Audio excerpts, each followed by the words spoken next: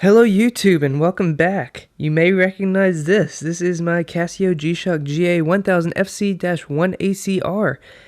Yes, that is a very long name still. This is my third video I've made about it. The first one was the unboxing. The second one was the 6-month checkup. It has been about a year since I got this guy, and I am still loving it.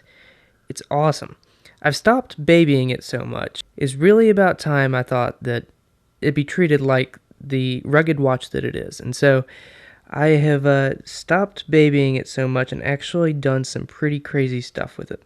The reason you probably clicked on this video is for the drop test. So let me go ahead and get to that. This is going to be a 40-foot drop. Now this drop will not be onto concrete, but it's onto sand, and that's still a big deal because the sand can get in all sorts of crevices, like underneath the buttons and stuff, that would make it difficult to operate later on and maybe impossible.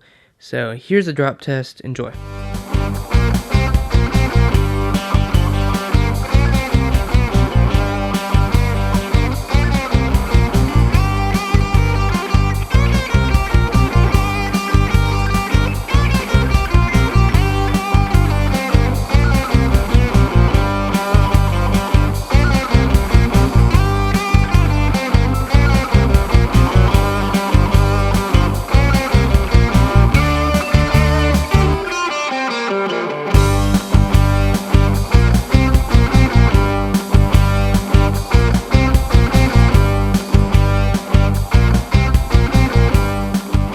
Okay, I think I know what you're thinking.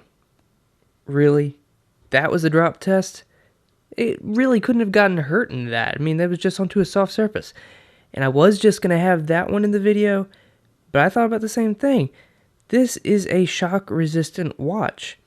Why not actually test to see how shock-resistant it is? So here's a drop from 20 feet onto concrete.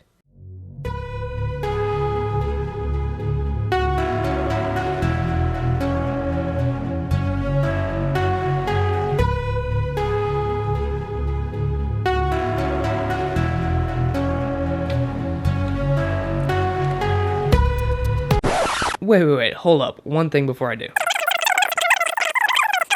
Got that? Alright, here we go.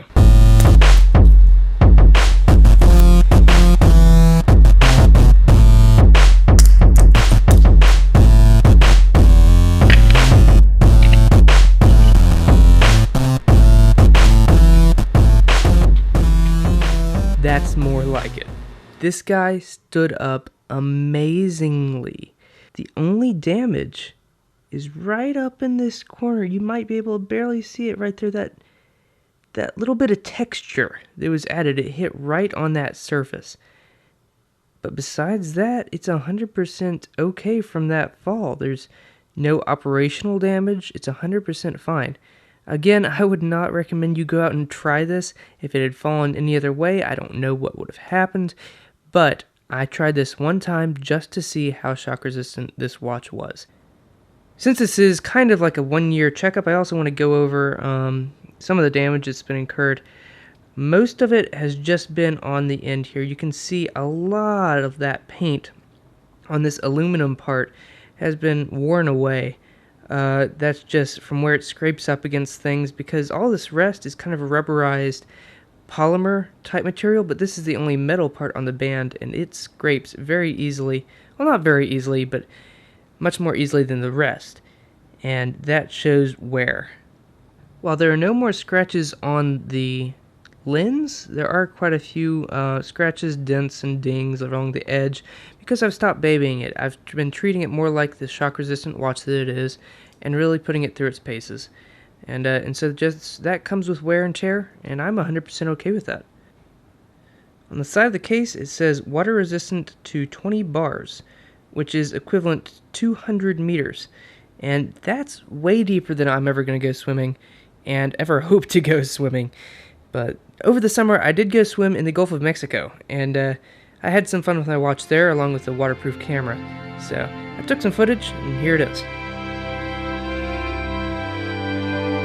With this test, I wanted to make sure that when I pressed the buttons for the illuminator or the compass, that no water would get inside and cause problems that way.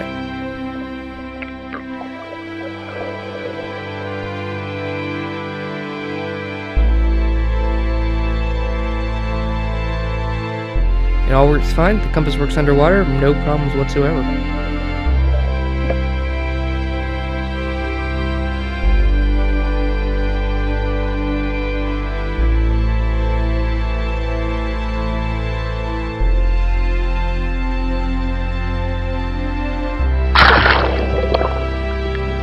This was only about 5 feet underwater, but that's as far as I plan on going. And really, all I use the waterproof abilities of this watch for is to shower with it every now and then and wash my hands.